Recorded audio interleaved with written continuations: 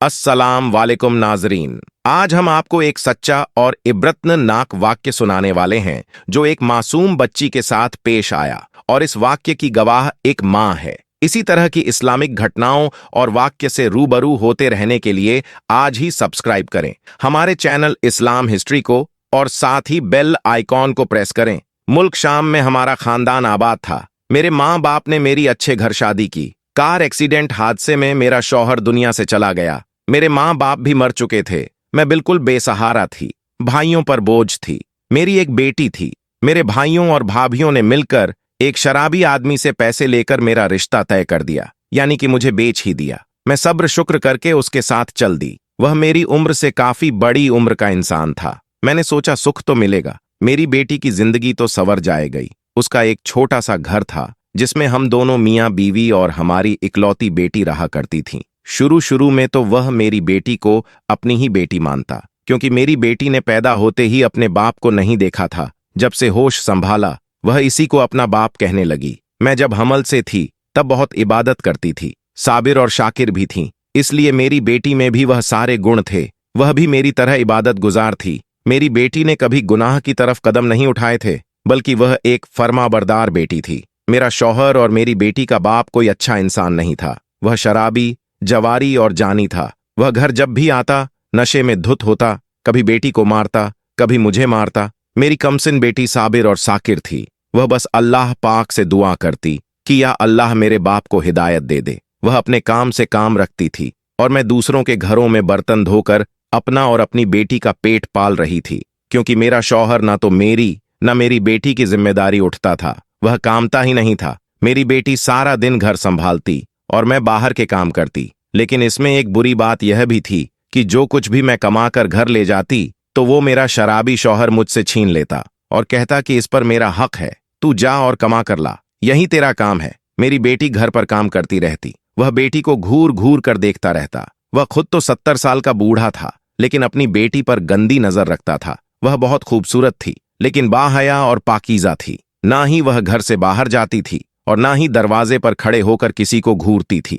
वह अपने काम से काम रखने वाली अल्लाह की नेक बंदी थी। बाप उसको ऐसे देखता जैसे उसको खा जाएगा। जब उसको बाप की शैतानी नजरों से खौफ आता तो अल्लाह से सजदे में गिरकर दुआ करती, या अल्लाह तू मेरी इज्जत की हिफाजत करना, और मैं तुझे गवाह बनाती हूं, मैं तो सारा दिन घर से बाहर रहती और लोगों के झूठे बर्तन साफ करती। घर जाकर थक कर सो जाती। मेरा शौहर पूरा दिन घर से बाहर रहता, शराब पीता, जुआ खेलता। फिर घर में आता तो बेटी को हुक्म देता कि मुझे खाना दे दो। बेटी सो रही होती तो वह लात मारकर अपना काम करवाता। जब खा पी लेता तो बेटी से पैर दबवाता। वह नींद से बेहाल हो रही होती थी, फिर भी उफ ना करती, क्योंकि वह सोचती थी कि सामने कोई और नहीं उसका सगा बाप है।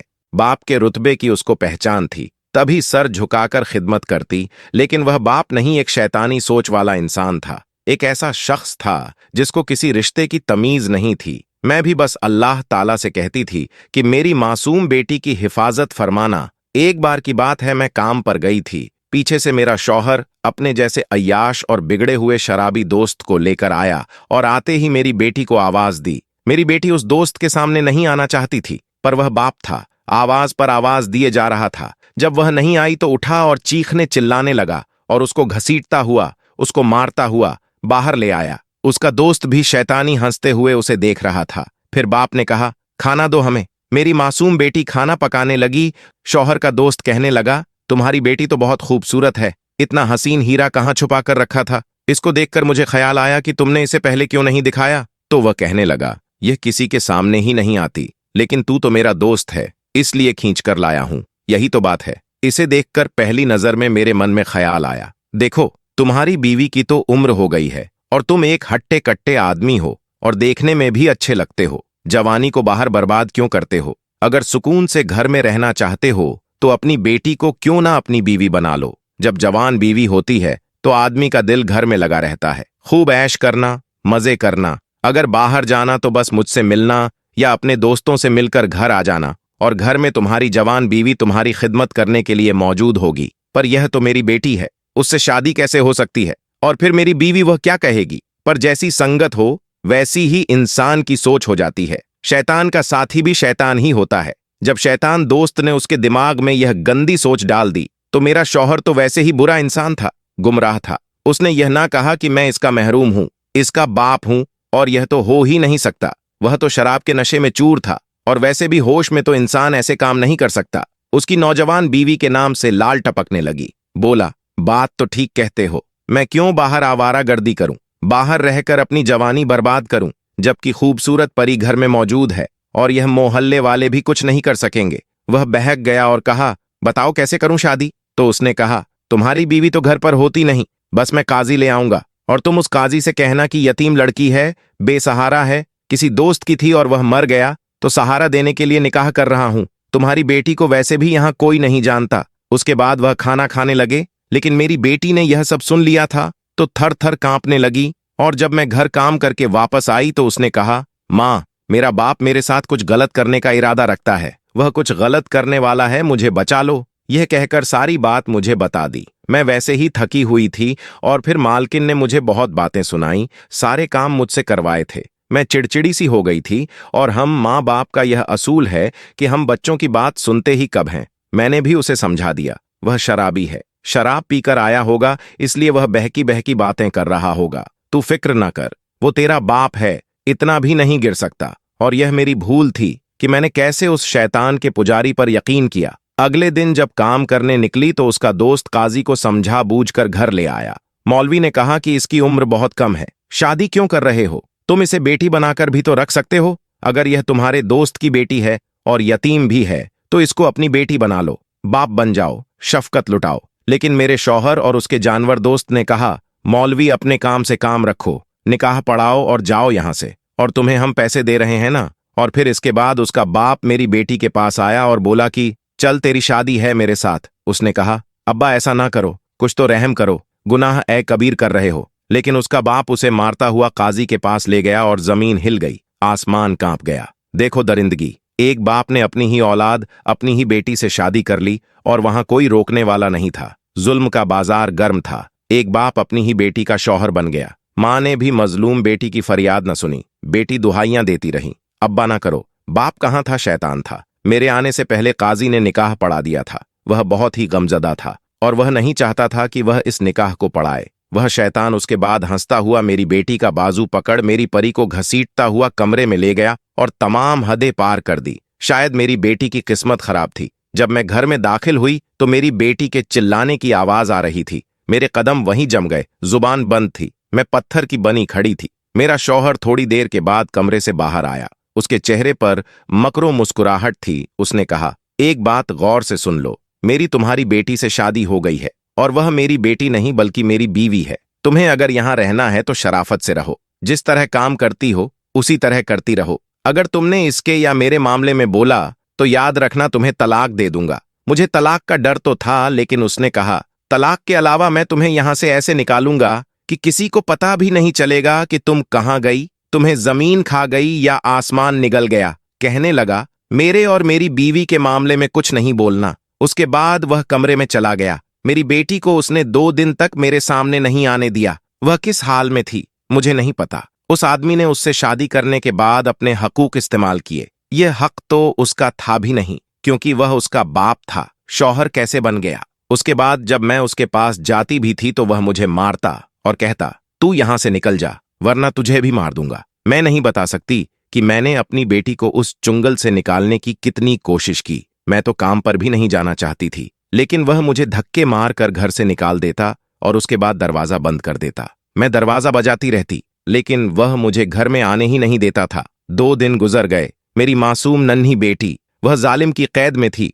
और फिर एक दिन जब मैं लाचार बेबस मां घर में दाखिल हुई तो मुझे अपनी बेटी के चिल्लाने की आवाज आई। लेकिन अब उस चिल्लाने में बहुत कुछ था। ऐसा लग रहा था कि वह अल्लाह ताला को पुकार कर कह रही हो कि ए रब्बी करीम, ए कायनात के मालिक, तू तो देख रहा है ना, मेरी इज्जत के मुहाफिज ने मेरी इज्जत लूट ली। जिसको तूने मेरे लिए मेरी इज्जत की हिफाजत के लिए बनाया, उसने तो मेरी दुनिया ही उजाड़ दी। यही मेरी इज्जत का लुटेरा निकला। मैंने तो अपने सगे बाप को देखा भी नहीं था। जब से होश संभाला इसी को बाप माना। ए रब्बे करीम, जलजला क्यों ना आया, जमीन क्यों ना फटी, आज तेरी बंदी लुट गई। मैं तुझको गवाह बनाकर आज इस बदबख्त बाप को बद्दुआ देती हूं कि मेरे बाप पर ऐसा अजाब नाजिल करना कि यह तड़प तड़प कर मरे, ये तेरा तो नाफरमान था ही, हरामकारी तो करता ही था, पर आज अपनी बेटी से शादी करके मुसलमान होने का हक भी खो दिया। ऐ अल्लाह, तू मेरा जामिन है, गवाह रहना। मेरे घर के दरो दीवार हिल रहे थे, मैं सब सुन रही थी, मुझे तो जैसे किसी ने पत्थर का बना दिया हो। फिर मुझे होश आया, मैं चीखती हुई कमरे में आई, पर तब तक मेरी लाडली, मेरी जान दुनिया से चली गई थी। उसके बाप के गुनाह ने उसे खा लिया था। मैंने नफरत से उस शैतान को देखा जो मुझे देख रहा था, मुंह से कुछ नहीं निकल रहा था, अपना काम दिखा चुका था, दरिंदगी निकाल चुका था, पर अब क्या कर सकती थी। कुछ देर की लज्जत और कुछ देर के मजे के लिए इसने तो सब बर्बाद कर दिया। मैं इसका गिरेबान पकड़कर कहने लगी, जालिम इंसान, वहशी आदमी, तूने क्या कर दिया। उसको वहीं धक्का देकर अपनी लाडो के पास आई। मैं तड़प गई थी, क्योंकि मेरी जान अब दुनिया में नहीं थी और मेरा शौहर नशे में डूबा हुआ अपनी दरिंदगी, अपनी हवस निकाल चुका था।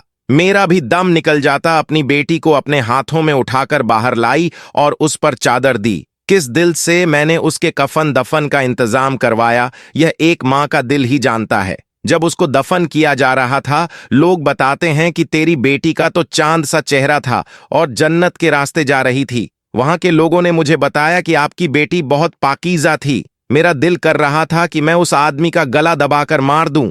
मैं वापस घर आई और आज उस शराबी से सारे रिश्ते खत्म करना चाहती थी। और जैसे ही उसके कमरे में आई, एक इबरतनाक मंजर देखा। वह इंसान नहीं था, वह कुत्ते की शक्ल का हो गया था। ऊपर के जिस्म का हिस्सा कुत्ते का और नीचे का इंसान का था। वह मुझे देखने लगा और अब मैं उसकी क्या मदद करती। कुदरत का तो अजाब आ ही चुका था। अल्लाह पाक ने उसे कुत्ता बना दिया था, क्योंकि मेरी बेटी ने अपने अल्लाह को गवाह बनाया। तो कुदरत कैसे उसकी बात को ठुकराती। मेरी पाकीज़ा बेटी जन्नत में चली गई और उसका बाप दुनिया में अब अजाब झेल रहा था। उसके नीचे का हिस्सा अब मुफलूज होना शुरू हो गया। वह अपाहिज हो गया था, उस जगह से हिल भी नहीं सकता था जिस जगह बैठा हुआ था, जिस जगह मेरी बेटी मरी थी, जहां पर उसने उसकी इज्जत का सौदा किया था। उस दिन से वह वहीं बैठा था, हिल भी नहीं पा रहा था। नीचे का हिस्सा पत्थर का बन गया और ऊपर का हिस्सा कुत्ते की शक्ल का था। फिर इंसाफ हुआ, मेरी बेटी को इंसाफ मिल गया। लेकिन जिस तरह से वह दुनिया से गई, यह बात मुझे अब भी बर्दाश्त नहीं होती। मेरा तो दिल ही टूट गया और मैं दिन गिन रही थी कि किस तरह मैं भी उसके पास चली जाऊं।